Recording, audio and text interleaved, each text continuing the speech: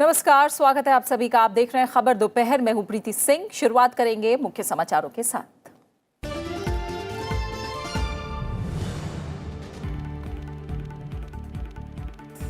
प्रधानमंत्री नरेंद्र मोदी ने वाराणसी लोकसभा सीट से दाखिल किया नामांकन। प्रस्तावक बने डोमराज परिवार के जगदीश चौधरी, सामाजिक कार्यकर्ता सुभाष गुप्ता, वनिता पॉलिटेक्निक की पूर्व प्रधानाचार्य अन्नपूर्णा शुक्ला और कृषि वैज्ञानिक राम शंकर पटेल।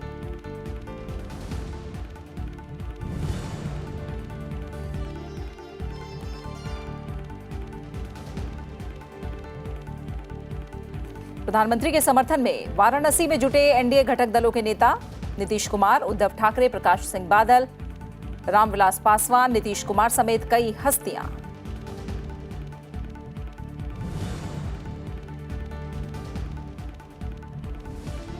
चौथे चरण के चरम पर प्रचार। बीजेपी अध्यक्ष अमित शाह के आज राजस्थान के जालौर में जनसभा और जोधपुर में रोड शो। बिहार के समस्तीपुर में राहुल गांधी की रैली। आरजेडी, एसपी और बीएसपी के दिग्गज भी प्रचार में उतरे।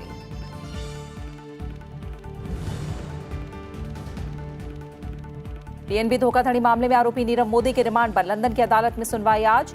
जेल से वीडियो लिंक के जरिए वेस्टमिंस्टर मजिस्ट्रेट कोर्ट में होगी पेशी। 19 मार्च को गिरफ्तारी के बाद से लंदन की वैंड्सवर्थ जेल में भगोड़ा आर्थिक अपराधी।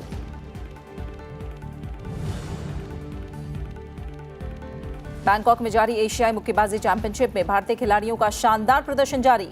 52 किलोग्राम वर्ग में अमित पंघाल का गोल्डन पंच, दीपक सिंह को सिल्वर।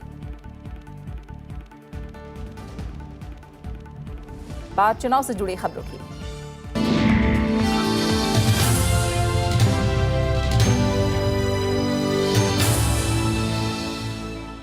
प्रधानमंत्री नरेंद्र मोदी ने आज वाराणसी से अपना नामांकन दाखिल किया। इस मौके पर एनडीए घटक दलों के कई दिग्गज नेता मौजूद थे। प्रधानमंत्री के प्रस्तावक बने डोमराज परिवार के जगदीश चौधरी, सामाजिक कार्यकर्ता सुभाष गुप्ता, वनिता पॉलिटेक्निक की पूर्व प्रधानाचार्य अन्नपूर्णा शुक्ला और कृषि वैज्ञानिक राम शंकर पटेल। कचहरी में दाखिल होने के बाद उन्होंने पर्चा थमाने वाली बुजुर्ग महिला अन्नपूर्णा शुक्ला के पैर छूकर आशीर्वाद भी लिया। पर्चा भरने के दौरान प्रधानमंत्री करीब 45 मिनट तक डीएम के दफ्तर में रहे। इस मौके पर बिहार के मुख्यमंत्री नीतीश कुमार, लोक जनशक्ति पार्टी के सुप्रीमो रामविलास पासवान, शिवसेना प्रमुख उद्धव ठाकरे, अकाली दल प्रमुख प्रकाश सिंह बादल, एआईएडीएमके के एम थंबीदुरई समेत कई हस्तियां मौजूद थीं। मैं काशी वासियों का अंतःकरण पूर्वक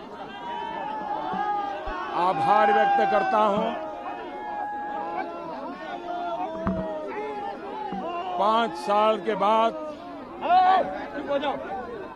फिर एक बार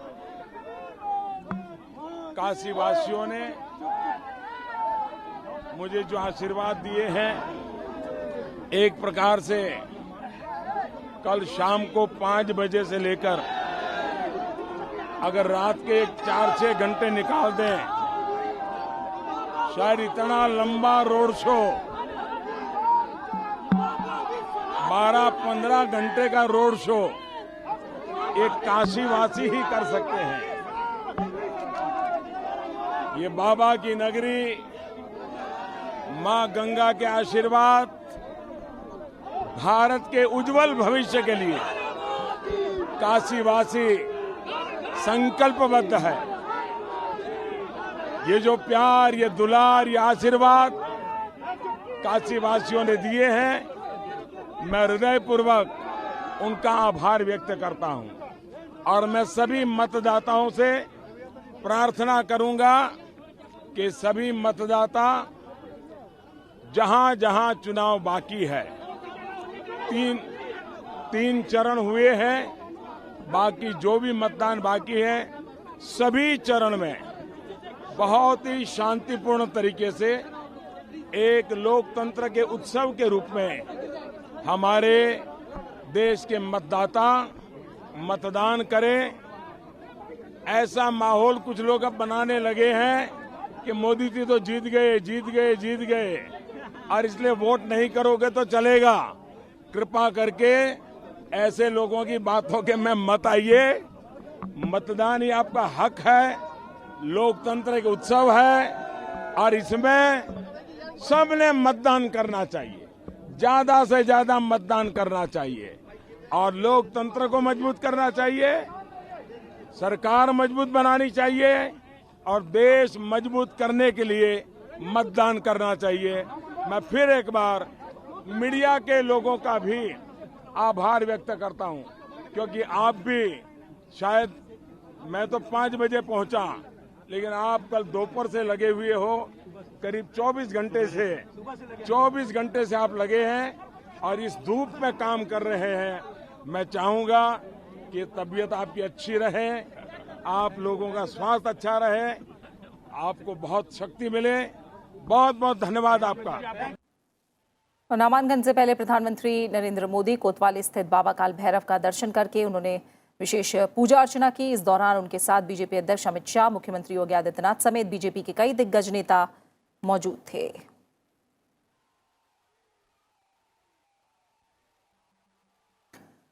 प्रधानमंत्री नरेंद्र मोदी ने नामांकन के दौरान एनडीए घटक दलों के नेता भी मौजूद रहे।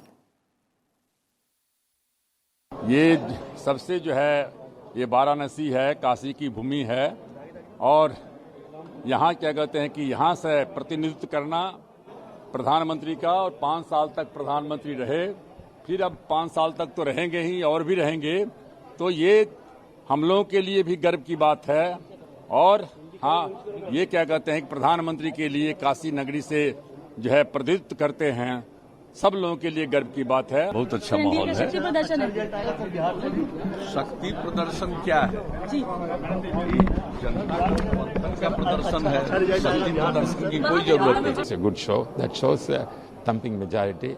It's not only reflecting Varanasi, it other parts of the India also. This same mood is there. Therefore, winning of BJP, the NDA government is imminent. Banaras में आप लोग जानते हो, बनारस में क्या संदेह है? पूरे देश में एनडीए को 3/4 मेजॉरिटी हासिल होगी। बनारस के लोग बहुत सौभाग्यशाली हैं, क्योंकि बाकी सभी संसदीय क्षेत्रों के मतदाता अपना सांसद चुन रहे हैं, लेकिन बनारस के मतदाता देश का प्रधानमंत्री चुन रहे हैं। एनडीए की सरकार बन रही है, एक बार फिर बड़ी मजबूत सरकार बन रही है और माननीय श्री नरेंद्र मोदी जी के नेतृत्व में बन रही है, और इसमें किसी तरह की कोई शंका नहीं है, कोई संदेह नहीं है। और इस समय हमारे संवाददाता कृष्ण मोहन वाराणसी से सीधा हमारे साथ जुड़े हैं। कृष्ण मोहन, आपने लगातार जो अपडेट है वो हम तक पहुंचाया प्रधानमंत्री नरेंद्र मोदी के नामांकन को लेकर, और हमने देखा कल भव्य रोड शो और आज नामांकन के दौरान एनडीए के तमाम बड़े नेता। इस शक्ति प्रदर्शन के मायने कैसे समझे जाएं? इस शक्ति प्रदर्शन का मायने बिल्कुल स्पष्ट है। नरेंद्र मोदी पूरे देश को ये बताना चाहते हैं कि जिनके साथ आज हम खड़े हैं, उनके साथ पिछले 5 साल हमने काम किया है, और देश का जो हमने विकास किया है वो किसी से छिपा हुआ नहीं है। उसको सिर्फ लोगों तक जाके बताने की जरूरत है कि नरेंद्र मोदी ने क्या काम किया और एनडीए के घटक दलों ने किस तरह से एक बेदाग सरकार दी है 5 साल में। उन्होंने महागठबंधन के लोग जो हैं और जो यूपीए के लोग हैं, उनको एक क्लियर कट मैसेज देना चाहते हैं कि हमारा यूनाइटेड फेस है, हमारा नेता प्रधानमंत्री है, आपका नेता कौन है। एक तरह से इन्होंने एक सवाल पूछ किया है और कल से उठना शुरू हो जाएगा ये सवाल। तो इस तरीके से ये मैसेज देना चाहते हैं कि हम जनता के चुने हुए प्रतिनिधि हैं, हम जनता के द्वारा हैं और जनता के लिए हैं। यही मैसेज देना चाहते हैं कि हम साथ साथ हैं। बिल्कुल, तो ये संदेश देने की कोशिश साथ साथ मौजूद रहकर एनडीए के तमाम घटक दलों के नेताओं ने दी है। इसके अलावा कल और आज दोनों की अगर बात करें तो लोगों से भी आपकी काफी बातचीत हुई है। वाराणसी के लोगों ने इसे किस तरह से लिया? देखिए, वाराणसी के लोगों ने अपने आप को नरेंद्र मोदी से रिलेट किया है।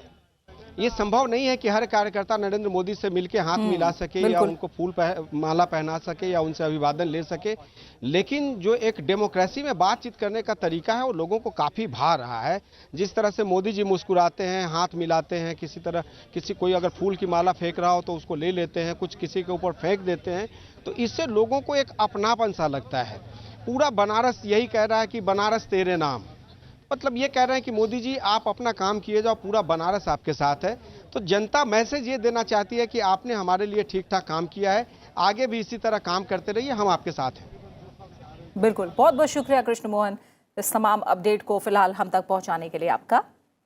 और इससे पहले प्रधानमंत्री नरेंद्र मोदी ने अपने संसदीय क्षेत्र वाराणसी में कार्यकर्ताओं को संबोधित करते हुए गुरुवार को हुए रोड शो में भारी समर्थन के लिए आभार जताया। उन्होंने कहा कि काशी जीतने का काम कल पूरा हो गया है, अब बस पोलिंग बूथ जीतना रह गया है।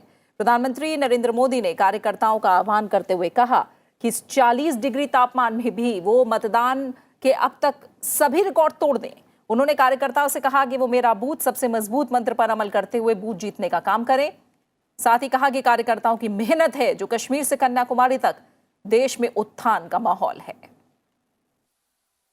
हमने हेकड़ी मारनी नहीं चाहिए। हम ही सब कुछ है, भगवान ने सब ज्ञान हमको ही दिया है। वो उसमें जो है उनका हाल देश की जनता ने क्या कर दिया हेकड़ी मारने वालों का। 400 से 40 हो गए। हेकड़ी नहीं मारनी है दोस्तों, पूरी तरह सर झुका करके हाथ जोड़ करके नमन करके हमने नम्रता के साथ चुनाव लड़ना है। आप अगर मोदी के सिपाही है, हम जो टीवी में झगड़ा करते हैं या भाषण में झगड़ा करते हैं उससे प्रेरणा मत लीजिए। दोस्ती प्रेम ये राजनीति में बहुत जरूरी है, जो धीरे धीरे खत्म हो रही है। हमें वो वापस लाना है, भाईचारा प्रेम वापस लाना है।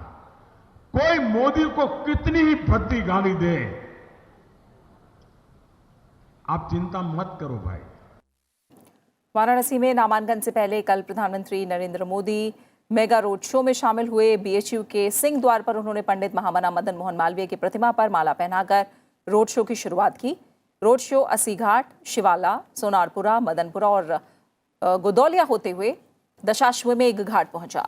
प्रधानमंत्री गंगा आरती में भी शामिल हुए। पूरे रोड शो के दौरान हजारों लोग प्रधानमंत्री का स्वागत करने के लिए मौजूद थे। मेगा रोड शो में देश के गंगा जमुनी तहजीब की साझा सांस्कृतिक विरासत दिखी। लोगों और पार्टी कार्यकर्ताओं का हुजूम सड़कों पर उतरा और वो अपने चहेते सांसद और प्रधानमंत्री के समर्थन में नारे लगाते नजर आए। काशी में प्रधानमंत्री के रोड शो में कई केंद्रीय मंत्रियों समेत पार्टी के कई प्रदेशों के दिग्गज नेता भी मौजूद थे। वाराणसी में प्रधानमंत्री के रोड शो को लेकर केंद्रीय वित्त मंत्री अरुण जेटली ने भी ट्वीट किया है। उन्होंने शानदार रोड शो का जिक्र करते हुए कहा कि वाराणसी में पिछले 5 साल में हुए विकास को देखते हुए गांधी परिवार को आत्मनिरीक्षण करना चाहिए कि उन्होंने 40 से अधिक वर्षों में अमेठी और रायबरेली में क्या किया है। माननीय प्रधानमंत्री जी का रोड शो कल नामांकन पत्र वाराणसी में डालने से पहले हुआ। ऐसा लगता था कि उस जनसैलाब से कि पूरा वाराणसी शहर ही उनके स्वागत में निकल आया है। 5 वर्षों में नरेंद्र मोदी जी ने वाराणसी का चरित्र बदल दिया है। नया एयरपोर्ट, नया रेलवे स्टेशन का नया रूप, नया बिजली का एक system, highways, arterial roads, steamers, ghats. मैं चाहूंगा कि गांधी परिवार अमेठी और रायबरेली की पिछले 40 साल की दुर्दशा और वाराणसी में पिछले 5 साल की प्रगति, इन दोनों को कई बार तुलना कर ले और फिर आत्मनिरीक्षण करे कि ये कांग्रेस की जो नीति थी केवल नारे दो, वो अमेठी और रायबरेली को मिले लेकिन साधन वाराणसी को मिले। वित्त मंत्री अरुण जेटली ने प्रियंका गांधी को वाराणसी से कांग्रेस उम्मीदवार नहीं बनाए जाने को लेकर कांग्रेस की खिंचाई की है। उन्होंने कहा कि कांग्रेस ने वाराणसी से चुपचाप एक अनजान व्यक्ति को प्रधानमंत्री नरेंद्र मोदी के खिलाफ मैदान पर उतार दिया। चुपचाप चोरी के साथ एक अननोन व्यक्ति को कांग्रेस पार्टी ने वाराणसी में प्रधानमंत्री जी के खिलाफ अपना उम्मीदवार उतार दिया। 2 सप्ताहों से तो अपने परिवार का गुणगान करते हुए राहुल गांधी और प्रियंका गांधी कह रहे थे कि प्रियंका लड़ेगी। वो भी कहती थी मैं तैयार हूं। मैं तो ईश्वर से प्रार्थना कर रहा था कि ये मुकाबला एक बार हो जाए, ये मुट्ठी भी खुल जाए और नया भारत इसको साबित कर दे कि वो अब वंशवाद को नहीं मानता, जो काम करते हैं, जो परफॉर्मर्स है, केवल उनको स्वीकार करता है। और प्रधानमंत्री नरेंद्र मोदी अब नामांकन दाखिल करने के बाद चौथे चरण के लिए भी प्रचार करेंगे। प्रधानमंत्री आज मध्य प्रदेश और महाराष्ट्र में जनसभाओं को संबोधित करेंगे।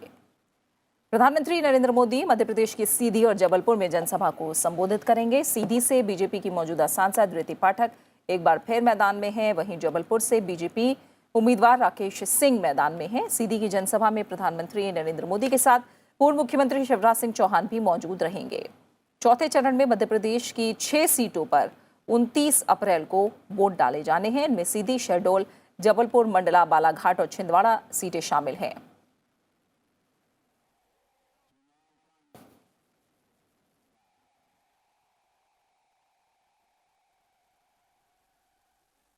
मध्य प्रदेश के बाद प्रधानमंत्री महाराष्ट्र के लिए रवाना हो जाएंगे, जहां वो मुंबई के बांद्रा कुर्ला कॉम्प्लेक्स में रैली को संबोधित करेंगे। वहीं कांग्रेस अध्यक्ष राहुल गांधी के अहमदनगर रैली से पहले कांग्रेस को बड़ा झटका लगा है। वरिष्ठ नेता राधाकृष्ण विखे पाटिल ने विधानसभा में विपक्ष के नेता पद से इस्तीफा दे दिया है।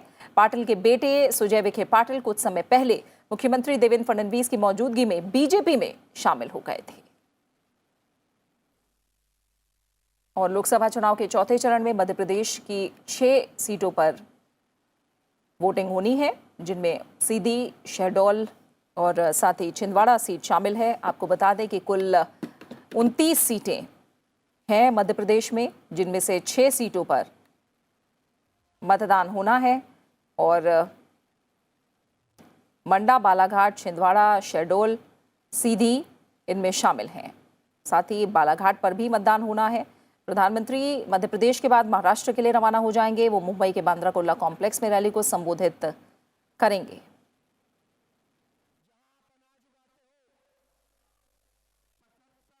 और आपको बता दें कि जो पिछला विधानसभा चुनाव था, उनमें 5 सीटें इनमें से बीजेपी जीतने में कामयाब रही थी और अब बदले राजनीतिक समीकरण में बीजेपी के लिए कांग्रेस से कड़ी चुनौती है। जिन सीटों पर सबकी नजरें हैं, उनमें सबसे अहम छिंदवाड़ा है। छिंदवाड़ा लोकसभा सीट पर मुख्यमंत्री कमलनाथ की राजनीतिक विरासत को संभालने के लिए उनके बेटे नकुल नाथ कांग्रेस से चुनावी मैदान में उतरे हैं। नकुल नाथ को घेरने के लिए बीजेपी उम्मीदवार आदिवासी नेता नत्थन शाह चुनावी मैदान में हैं। इस सीट पर बीएसपी से ज्ञानेश्वर सहित कुल 14 उम्मीदवार हैं। वहीं सीधी लोकसभा सीट पर मध्य प्रदेश के पूर्व मुख्यमंत्री अर्जुन सिंह के बेटे अजय अर्जुन सिंह कांग्रेस के टिकट पर मैदान में है, जिनका मुकाबला बीजेपी की मौजूदा सांसद ऋति पाठक से है। यहां बीएसपी के रामलाल पानिक समेत 26 उम्मीदवार हैं और 29 अप्रैल को इन 6 सीटों पर मध्य प्रदेश में मतदान होना है।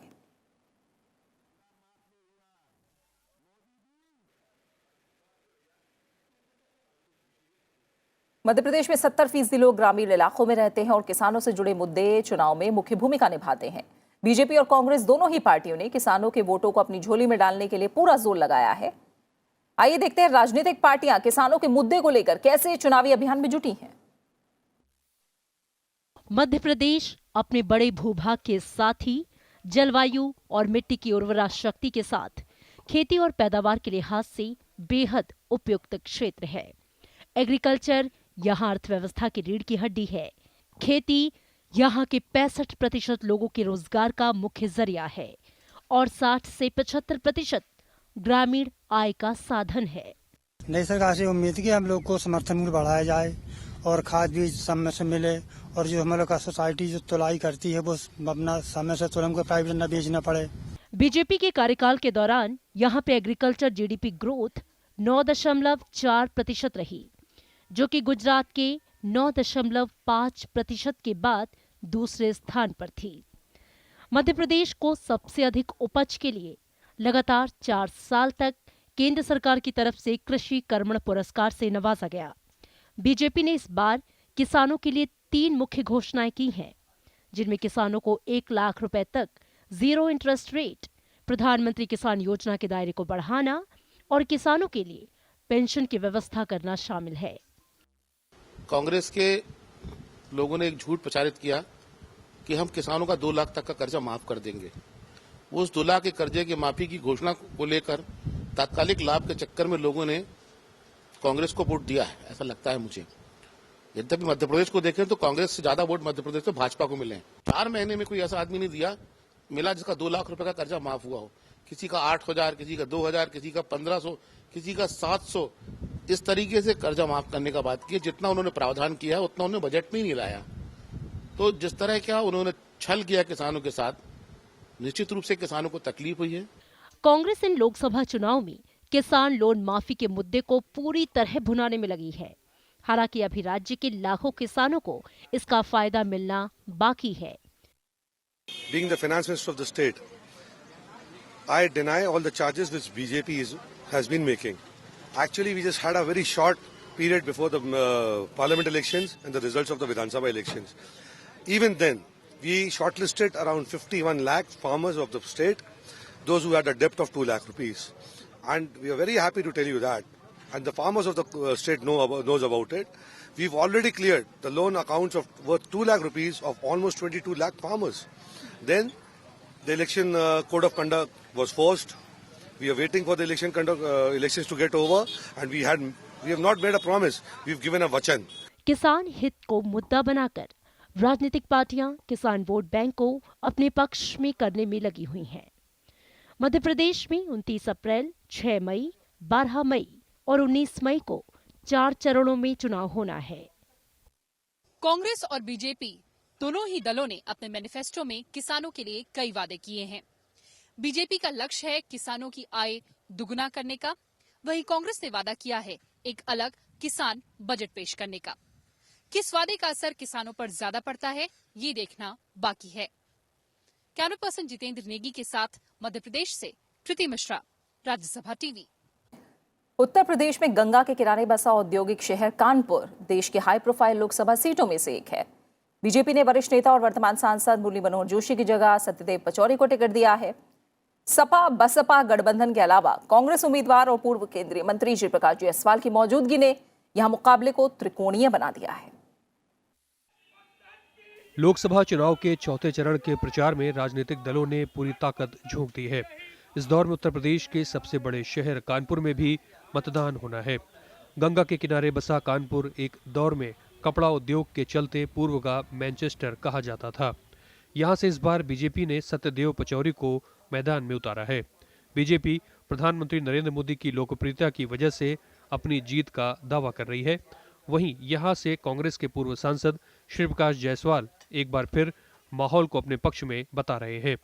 देखिए, कानपुर का सब चतुर्मुखी विकास और कानपुर की बेरोजगारी, यही हमारा मुख्य मुद्दा है। इसी को लेकर जनता के बीच में जा रहे हैं। जो कुछ भी समीकरण बन रहे हैं सब हमारे पक्ष में बन रहे हैं और ये सीट कांग्रेस जीतेगी। जो भी सरकार की योजनाएं थी, वो चाहे चिकित्सा से जुड़ी हो, शिक्षा से जुड़ी हो, आवास से जुड़ी हो, शौचालय से जुड़ी हो या सफाई से जुड़ी हो, उन्होंने मूर्त रूप लेना आरंभ कर दिया है। इस चीज का वो लाभ दिखाई पड़ेगा। तो माँ गंगा का जो हाल था, उस पर पिछली किसी भी सरकार ने कोई भी नीति निर्धारण नहीं किया, ना उस पर कोई फोकस किया। ये पहली सरकार है जिसने उन्होंने मंत्रालय का न केवल निर्माण किया, बल्कि उस पर एक सीरियसली, एक गंभीरता पूर्वक उसमें कार्य करना आरंभ किया।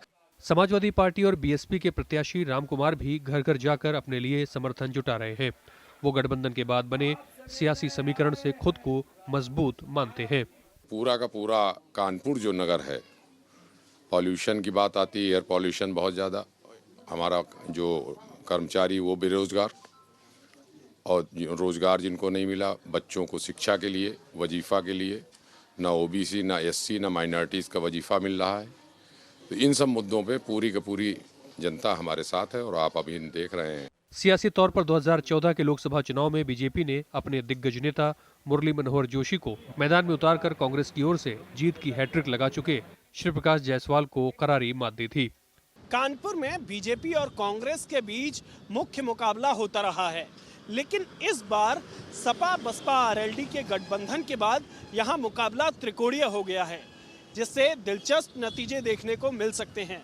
कैमरामैन अमित राज गुप्ता के साथ नवविक्रम सिंह, राज्यसभा टीवी, कानपुर।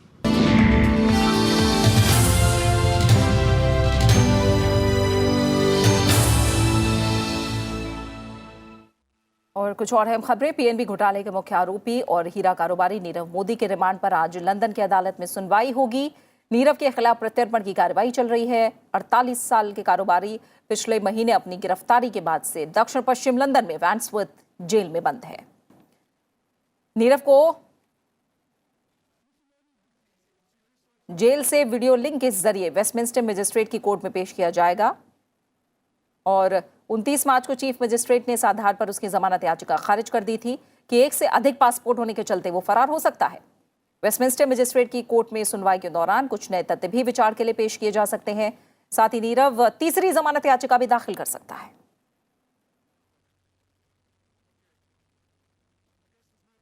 और बात खेलों की। भारतीय मुक्केबाज अमित पंघाल ने 52 किलोग्राम भार वर्ग में एशिया चैंपियनशिप में इस साल का अपना दूसरा स्वर्ण पदक जीता है। 49 किलोग्राम से 52 किलोग्राम तक बढ़ने के बाद से ये उनकी पहली अंतर्राष्ट्रीय प्रतियोगिता थी। पिछले साल एशियाई खेलों का स्वर्ण पदक जीतने वाले पंघाल ने कोरिया के किम इनकी को हराया है। वहीं राष्ट्रीय चैंपियन दीपक सिंह को 49 किलोग्राम भार वर्ग में रजत पदक से संतोष करना पड़ा। और इसी के साथ फिलहाल खबर दोपहर में इतना ही। आप बने रहिए राज्यसभा टीवी के साथ। नमस्कार।